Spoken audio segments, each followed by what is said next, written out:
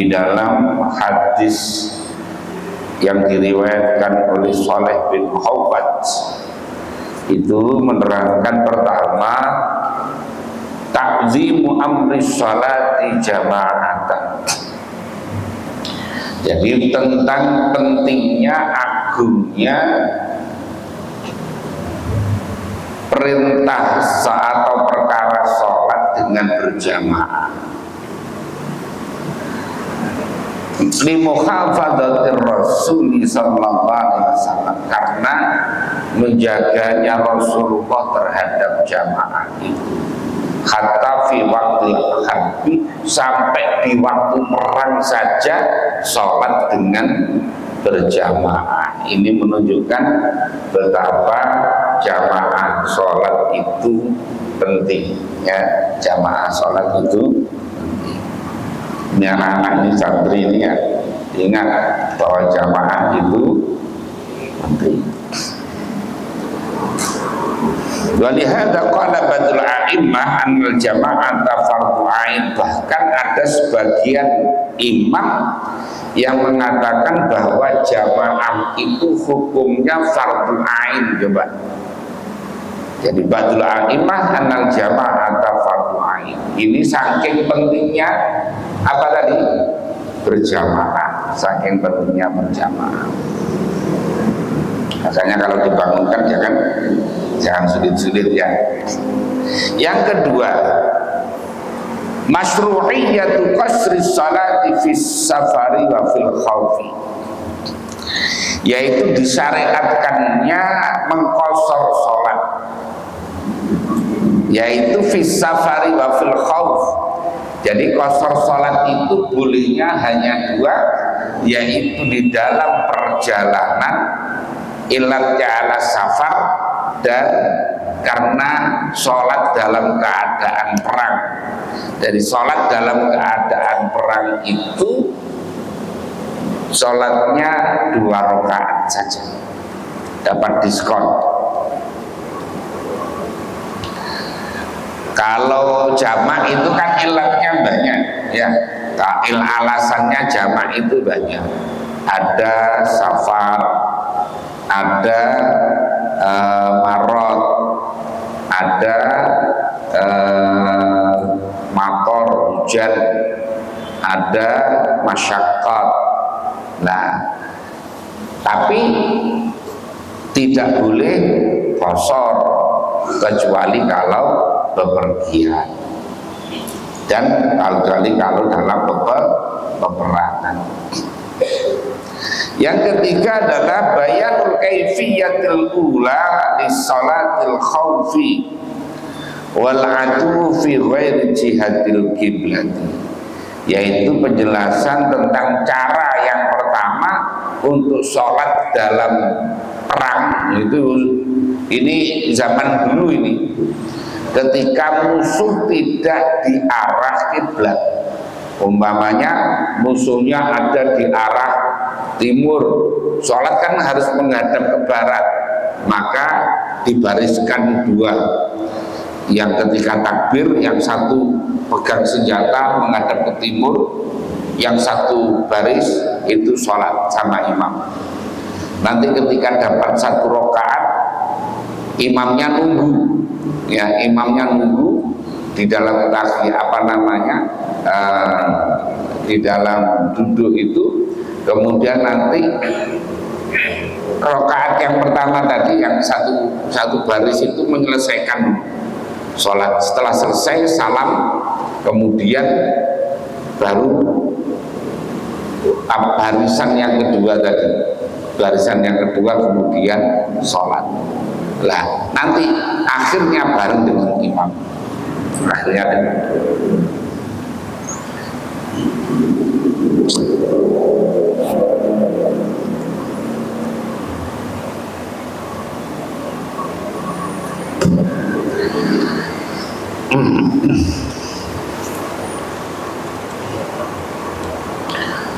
yaitu intizarul imami, yaitu menunggunya imam li ta'ifati pada kelompok asaniyat yang kedua, wa itmamu ta'ifati dan menyempurnakan kelompok al-ula yang pertama ar-rakaat tsaniyata pada rakaat yang kedua. Jadi ya ini harus dicontohkan praktek itu sebetulnya ya. Jadi kalau bab fikih dicontohkan prakteknya.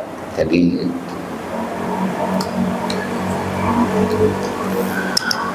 wa khurujiha dan keluarnya apa namanya ta'ifah pula minas sonati bisalam wa dhihabuha dan perginya ta'ifah pula limuqabalatil aduwi untuk menghadapi musuh.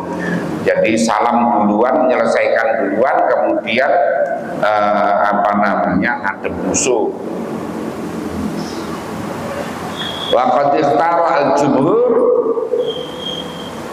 jumhurul ulama, mayoritas ulama memilih hadil kaifiyata pada tata cara ini li'annaha aqrabu limuwafaqatiha li dhahiril ayat, karena model ini, cara ini itu lebih mendekati dengan apa yang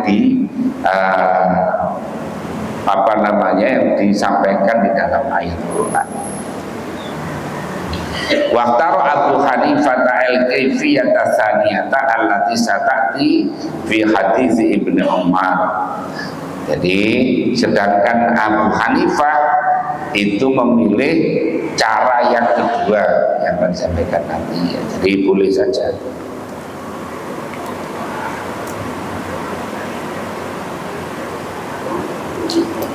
Dan sekarang Ani bin Umar, dari Ibnu Umar radhiyallahu anhu, Qala berkata siapa Ibnu Umar, ghazautu, perang siapa aku, ma'a Rasulillah, beserta Rasulullah sallallahu alaihi wasallam. Fasolla, maka sholat siapa Nabi bina dengan kita. Faqamat, maka berdiri siapa ta'ifatun, satu kelompok, ma'ahu, beserta Nabi. Wa akbalat, dan menghadap siapa ta'ifatun, satu kelompok, alal adui, pada musuh.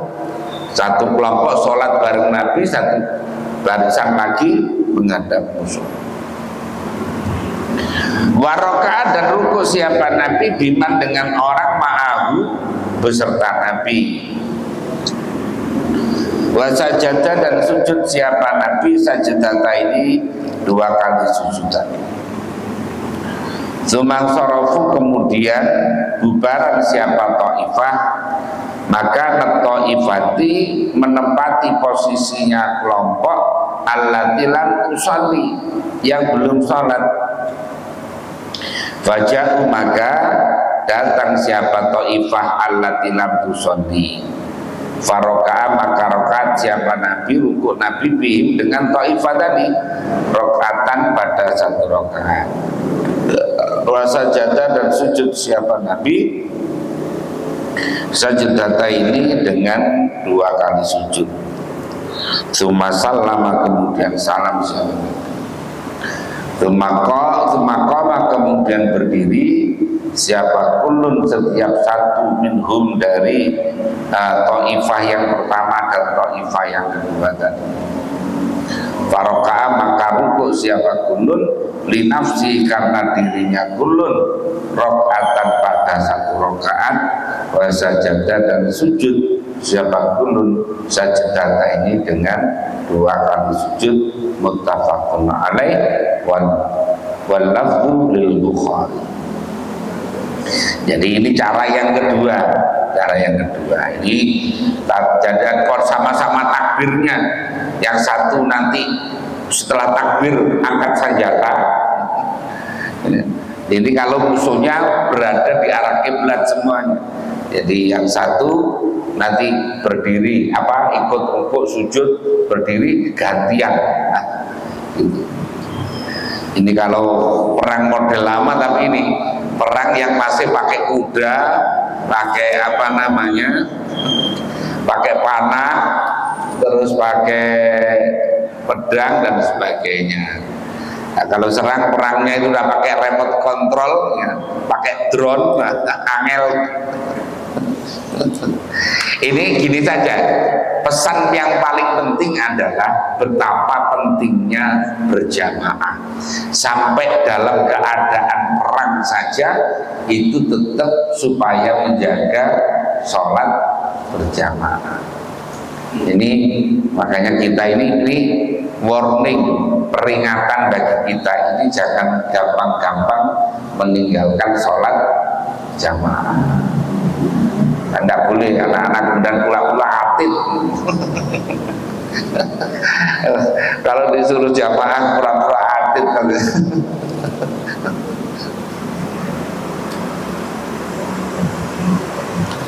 Nah, dari sini disimpulkan bahwa ta'zimu amril jama'ati hatta fi akhrajil awqat. Jadi tetap diagungkannya perkara jamaah sampai-sampai di dalam keadaan yang paling repot sekalipun. Akhrajil awqat itu artinya paling rumitnya perkara. Oh, perang itu kurang rumit bagaimana? Karena taruhannya adalah mati, ya. Nah, itu saja masih disuruh berjamaah. Yang kedua adalah bayanu kaifiyatin saniyatin di sholatul khawfi, yaitu penjelasan yang kedua tentang tata cara sholat khawf, sholat perang.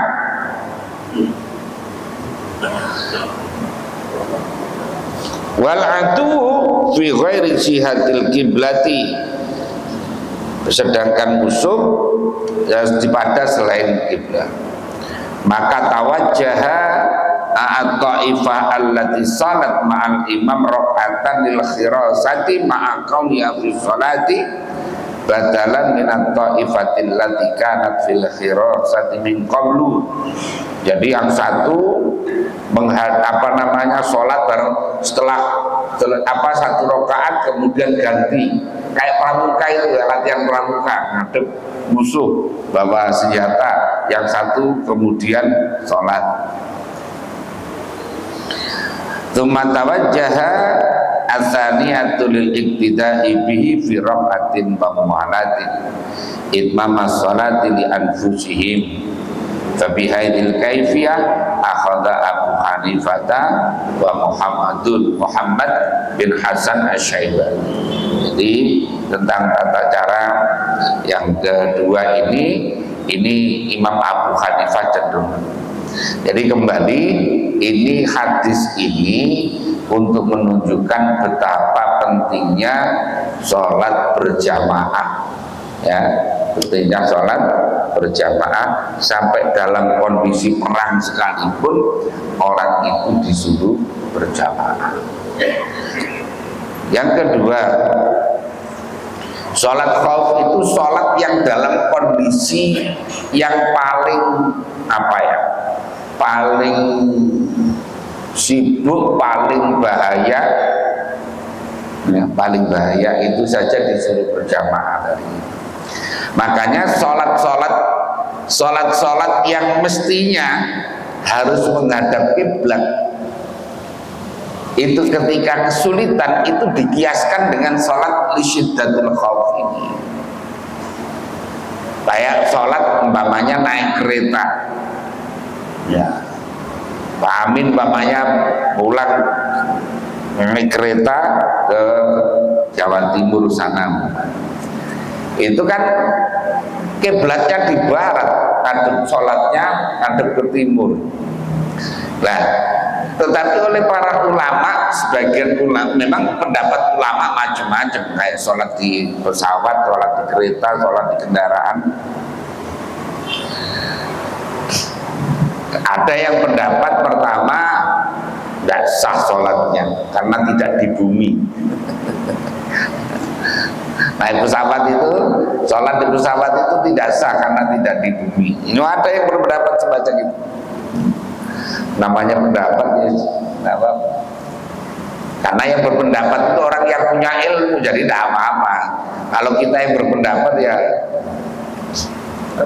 Yang kedua adalah sholat di pesawat, sholat di kereta, di kendaraan itu karena tidak bisa menghadap kiblat, walaupun pakai wudhu atau tayamum. Ini kalau pendapat yang kedua itu tetap harus sholatnya hanya li hurmatil waktu, nanti i'adah. Ini pendapat yang kedua. Pendapat yang kedua. Jadi tetap sholat, tapi karena tidak bisa menghadap kiblat, karena menghadap kiblat itu syaratnya sholat. Nah, kalau sholat tidak menghadap kiblat berarti sholatnya tidak sah, mestinya kan. Makanya pendapat yang kedua itu sholatnya dianggap dihormati waktu, nanti i'adah. Nah, pendapat yang ketiga, pendapat yang mengatakan bahwa ya sholatnya sah, itu dikiaskan dengan sholat lisyiddatil khauf, sholat ketika perang. Karena ketika perang ya delok posisi musuhnya di mana. Kalau posisi musuhnya di timur ya ngadep ke timur, sebagian ngadep ke timur, sebagian ke barat. Kalau musuhnya di selatan ya ngadep selatan. Kalau musuhnya di utara ngadep ke utara. Disamakan dengan lisyiddatil khauf. Jadi makanya kalau di kitab-kitab fikih mazhab Syafi'i itu yang dibolehkan itu adalah hanya dua, yaitu sholat sunnah fis safar, ya, itu yang boleh tidak menghadap kiblat. Yang kedua adalah sholat lisyiddatil khauf. Nah, gitu. Nah, kita ini posisinya apa? Posisinya hanya ikut saja, ikut pendapat-pendapat yang sudah ada itu. Jadi panjenengan boleh ikut yang tadi, yang pertama yang keren mamanya, yang keras tadi nggak sah, ya nggak apa-apa. Atau ikut yang kedua yang agak longgar, atau ikut yang ketiga yang longgar sekali tadi. Nah, jadi seperti itu ya, fikih ya seperti itu. Makanya orang itu kalau urusan fikih itu tidak terlalu sadis lah ya. Pokoknya beda pendapat itu masih enak.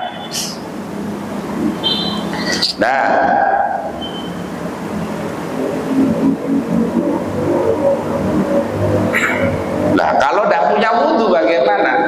Kalau tidak punya wudhu, tidak punya bisa tafak itu tauwe, itu juga ada pendapat lagi yang beda. Umpamanya ada orang pakaiannya najis, kemudian maka tidak bisa wudhu, tidak bisa tayamum. Itu ada yang juga yang berpendapat itu udah tidak usah sholat, nanti saja kalau sudah normal sholat qadha. Ada yang begitu itu, ya, sholat seperti itu. Karena seandainya sholat juga tidak sah sholatnya karena najis semuanya. Ada yang berpendapat itu.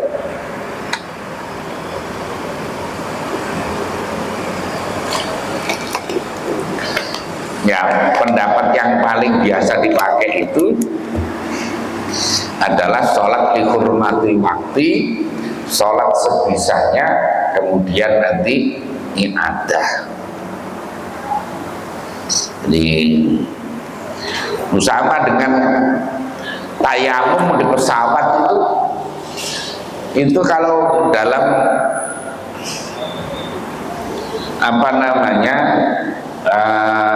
keputusan itu sebetulnya tidak bisa tayamum lah, barang tidak ada debunya. Pesawat itu bukan di darat, pesawat itu di udara. Nah, tapi ada pendapat yang membolehkan. Paling tidak mazhab Departemen Agama itu membolehkan. Kan ya, di buku panduan manasik haji itu kan mazhabnya Departemen Agama itu. Jadi ini tadi Barusan juga ada pertemuan tokoh-tokoh itu di Bandung, kayak Mudzakarah itu, diantaranya mengusulkan bahwa bayar dam itu di Indonesia saja, jadi tidak di Arab Saudi. Yang pertama adalah dana yang dikelola oleh BPKH itu dimaksimalkan, karena itu untuk mengcover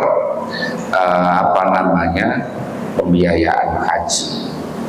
Yang kedua adalah tanazul, jadi jamaah Indonesia itu kalau bisa tidak usah nginep tidak usah mabit di Mina, repoti, pulang saja ke hotel, nanti waktunya mabit malam itu, yang penting datang ke Mina. Ke Mina itu mu'dhamul lail, jadi separuh malam lebih sedikit itu untuk mabit, setelah itu balik ke hotel lagi. Nah gitu, tadi ada usulan kayak gitu. Yang ketiga, tadi kan saya kebetulan ketemu dengan Gus Irfan yang sekarang Kepala Badan Haji Nasional. Yang ketiga adalah tentang itu, ada usulan bahwa dam itu bayarnya di Indonesia saja, tidak di Arab Saudi. Ini kalau mazhab Syafi'i tidak boleh, ya. Kalau mazhab Syafi'i, dam itu harus disembelih di Arab dan dibagikan kepada fakir miskin di Arab. Kalau pendapatnya Imam Hanafi, nyembelihnya harus di Arab, tapi distribusinya boleh dikirim keluar dari Arab, ya. Makanya ada inisiatif pengalengan itu, ya, kemudian dikirim ke daerah-daerah yang memang kekurangan, kayak Ethiopia, ya, mana itu yang Yaman dan sebagainya. Nah, pendapat yang membolehkan itu adalah pendapatnya Imam Maliki. Jadi menurut Imam Malik itu boleh orang membayar dam itu disembelih, tidak harus, bahasanya itu tidak harus di Mekah. Jadi boleh di daerah selain Mekah. Ini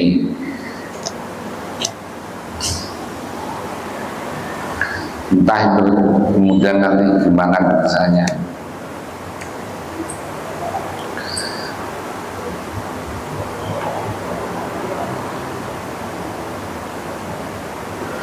Wa an Jabirin radhiyallahu anhu qala, berkata siapa Jabir, syahidtu, hadir siapa aku, ma'a Rasulillah, beserta Rasulullah sallallahu alaihi wasallam, salat al-khawfi, pada salat khawf, salat ketika peperangan. Fasofafna, maka baris siapa kita, sofa ini dengan dua baris, jadi dibariskan dua barisan. Ya, ini karena ketika itu belum sebanyak orang seperti sekarang. Dulu kan pasukan itu paling 1.000, 2.000 dan seterusnya. Sekarang pasukan ratusan ribu.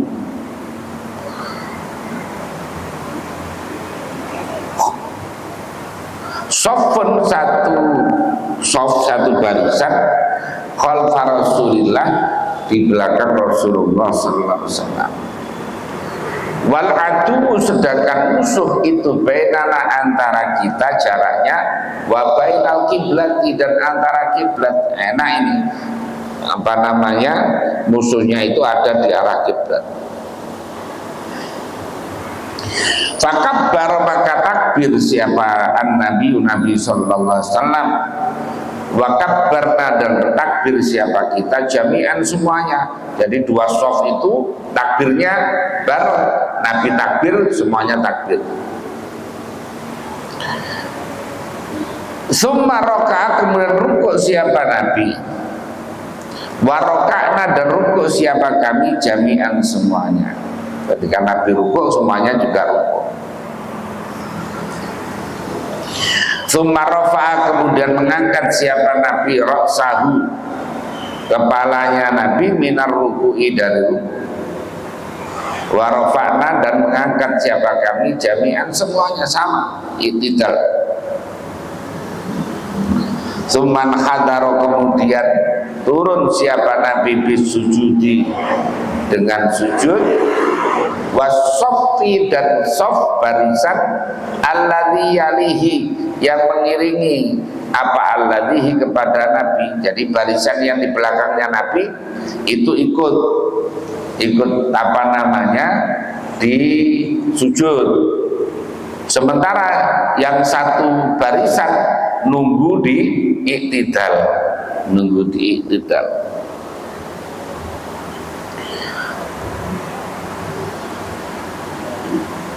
Wa aqama dan mendirikan siapa as-saffu saf al-muakhkhar yang belakangnya fi nakhril adwi di arahnya musuh, di arahnya musuh. Falamma qada maka ketika menyelesaikan siapa Nabi as-sujuda pada sujud, qoma maka berdiri siapa as-saffu saf alladhi yali yang mengiringi apa ladhihi kepada Nabi. Jadi gantian, yang di belakang Nabi itu kemudian berdiri, yang tadi asalnya berdiri ganti sujud. Nah seperti itu. Wadakara maka menuturkan siapa Jabir al-hadits pada hadis. Wafi riwayatin dan itu dalam satu riwayat summa sajada kemudian sujud siapa Nabi. Summa sajada kemudian sujud siapa Nabi.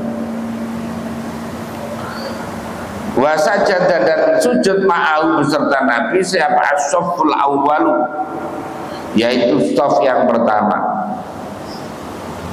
Falamma qamu maka ketika berdiri siapa shaf awal sajada maka sujud siapa as-saffu tsani shaf yang kedua. Jadi ketika yang pertama itu berdiri maka shaf yang kedua itu kemudian sujud gantian. Ya karena yang satu tetap berdiri itu sambil nenteng apa namanya pedang dan sebagainya, persiapan perang itu. Lah kalau pas sujud semuanya bareng-bareng ya benjut jadi. Jadi harus gantian. Lah kok tiba-tiba ketika sholat umpamanya kok diserang, yo langsung bubaran, langsung perang lagi. Summa ta'akhkhara kemudian mundur siapa as-safful awwalu, shaf yang pertama mundur. Ini kayak latihan baris berbaris ini ya. Harus latihan baris berbaris. Wa taqaddama dan maju siapa as-saffu tsani, shaf yang kedua. Wa dzakara dan menuturkan siapa Jabir mislahu seperti hadis tadi itu. Wa fi awakhirihi dan itu di dalam beberapa akhirnya hadis ada tambahan summa sallama. Kemudian salam siapa Nabi sallallahu alaihi wasallam wa sallamna dan salam siapa kita jami'an semuanya. Salamnya bareng karena posisinya duduk. Nah, posisi duduk, posisi siap. Tapi kalau posisi rukuk, posisi sujud itu kan posisi yang tidak mengetahui posisi lawan. Rawa meriwayatkan pada hadis siapa Muslimun Imam Muslim.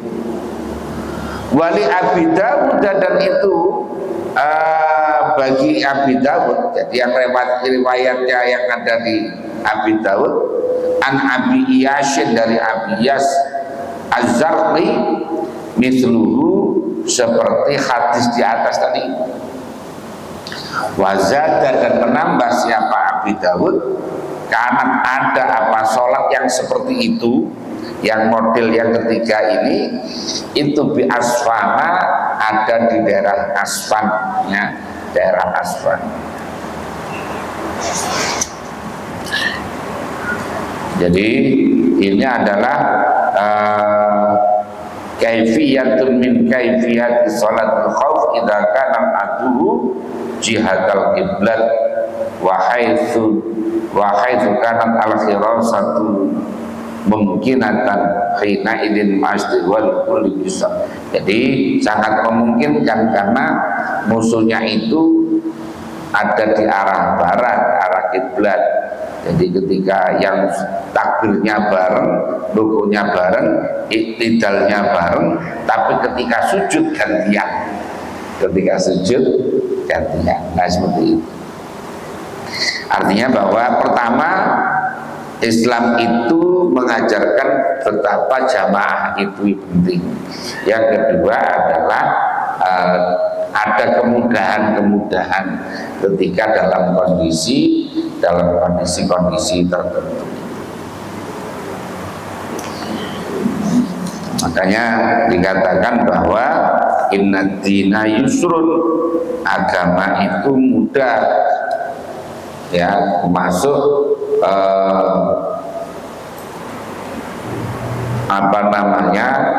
termasuk dalam prinsip agama itu adalah adamul haraj, tidak adanya kesulitan. Nah tapi ya tidak boleh kemudian tidak ada ilmunya, gampang lah, saya sholat begini mesti boleh, mesti Allah tahu kalau saya ini lagi repot. Nah tidak boleh begitu, harus ada ilmunya, tidak boleh ngira-ngira.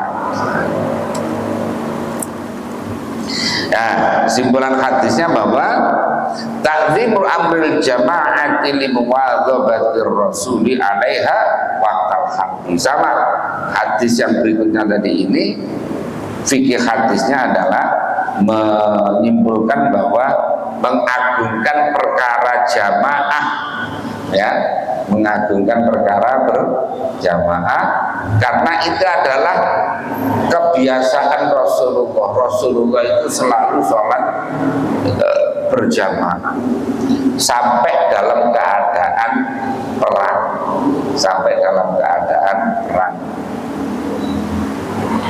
Yang kedua adalah bayanu kaifiyatin salisatin di sholatul khauf, yaitu penjelasan tentang cara yang ketiga pada sholat khauf. Wal adu jihatal kiblati, sedangkan posisi musuh itu berada pada arah kiblat. Nah, gitu. Kemudian ruku'u usaffaini mal imami wa sujudu shaffil awali ma'ahu wa qiyamu shaffil tsani akhirasati. Itu tata caranya, jadi rukuknya bareng, kemudian sujudnya saja gantian, jadi yang satu bareng Nabi, yang satu kemudian jaga-jaga.